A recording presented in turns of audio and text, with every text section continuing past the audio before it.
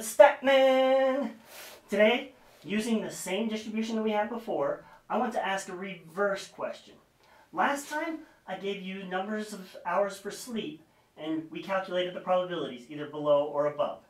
This time, let's start with the probability and see if we can find the number of hours of sleep. Here's the question. What is the 10th percentile of sleep for college students? Now, percentile is a word that means that bottom percent.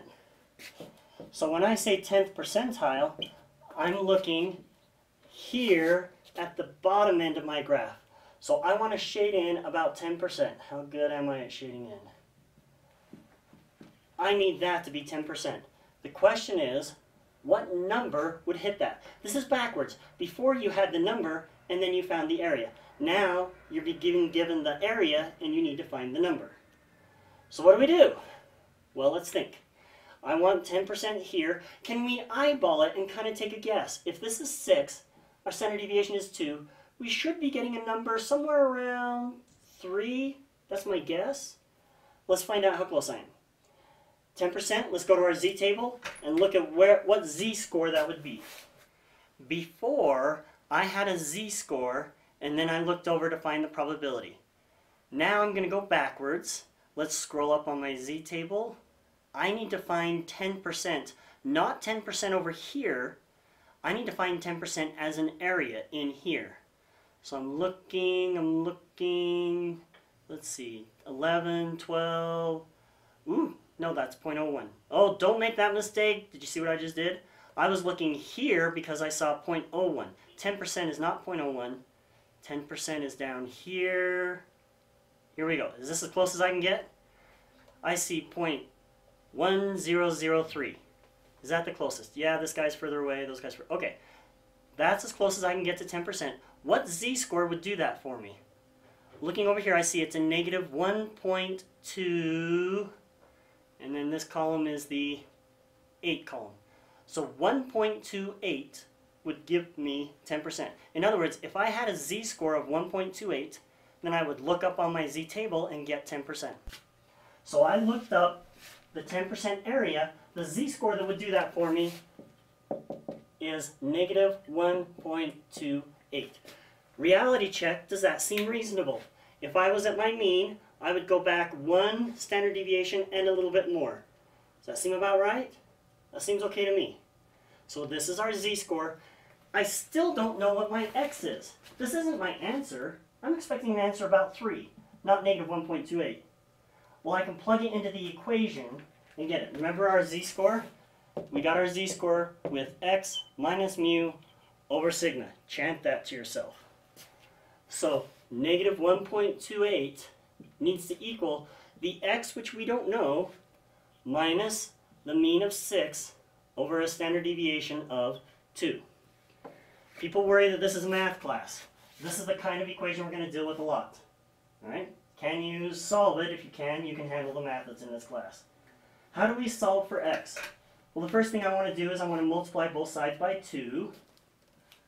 Okay. What does that give me? Over here I'll have the negative 1.28 times 2 equals my x minus 6. I'm still trying to solve for x. How do I get rid of this minus 6? I'm going to add it to both sides. That means on this side, all I have left is x. On the other side, it's going to be 6 minus 1.28 times 2. Before I crunch that out, this equation actually makes sense.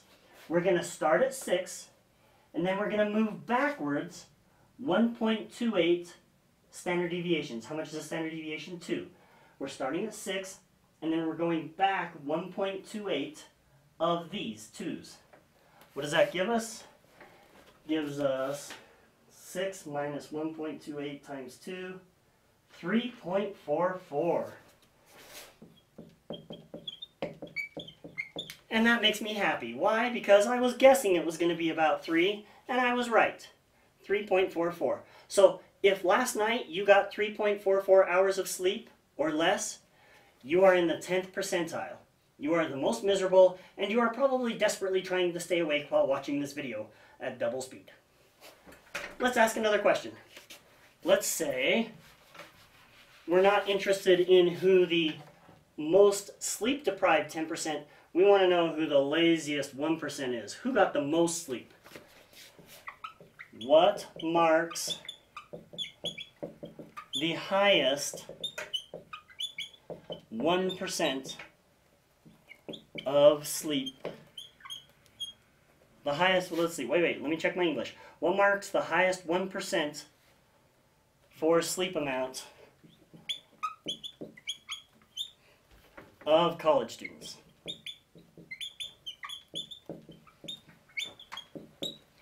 In other words, what level of sleep would mark the highest 1%? This is what I want from right here. 1%. Little tiny amount right there. Can I eyeball and guess what I'm going to get? Well, here's 6. If I go up 1 standard deviation, I'm at 2. That's plus 2, which gives me 8 hours of sleep. If I go another standard deviation, that's another 2 hours of sleep. That's going to give me about 10 hours. I'm expecting an answer somewhere around 10 hours. So let's see if we can do it. Let's go to our z-table. We're going to look up what cuts off the top 1%. I want 1%. So let me go to my z-table. Where is 0.01? Well, here's 0.0. Here's 0.1 right there. That's wrong. Those of you taking notes, if you didn't catch that, shame on you. This is 0.01 as a z-score, not as an area. The area right there is about 50%. We want only 1%. So let's look around on our table until we can find 1%. Oh yeah, I was looking at it before. 1% is going to be 0.099. Is that as close as I can get to 1%?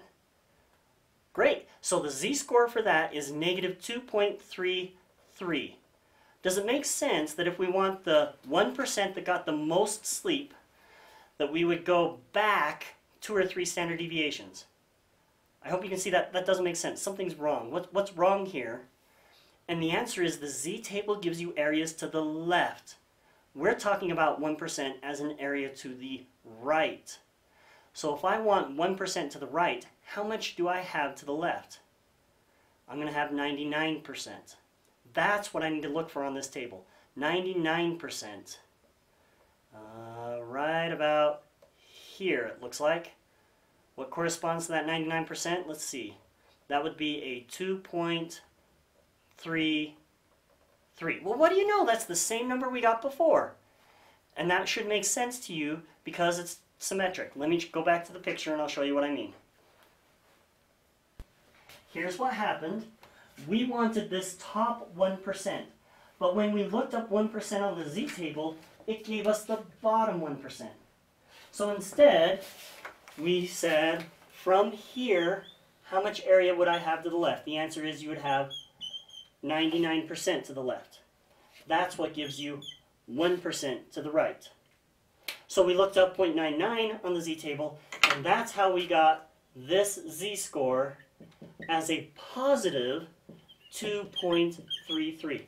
What would have happened if we had instead been using the bottom 1%? And the answer is you would have gotten the same z-score because it's symmetric, but instead of being positive or above the mean, it would have been a negative 2.33. That's below the mean. We want the positive 2.33. So let's do the same method we did before and try to find our x.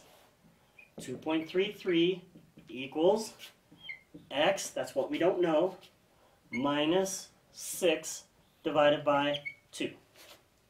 Solving this for x, it's going to work out the same way. We're going to get that x is equal to, we start at a mean of 6, and then we add, because we're talking about a positive 2.33, we add 2.33 times 2. If you're not comfortable with how I'm solving this equation, then practice it, because this is something we're going to do a lot of. You need to be very comfortable going backwards or forwards with this z-score. What does that give me? 6 plus a 2.33 times 2. And I get an answer of 52.6. No. Does something seem wrong? Everything we do in this class can be done with pictures, and it should make sense. 52 hours of sleep, looking at this curve, from 6 hours of sleep, 8 hours, 10 hours, we expected a number somewhere around 10, and 52. Something is definitely wrong. Okay, I can see exactly what it is. It's on my calculator. Instead of a 2 right here, I put a 20. Okay, that's why. So, let's fix this.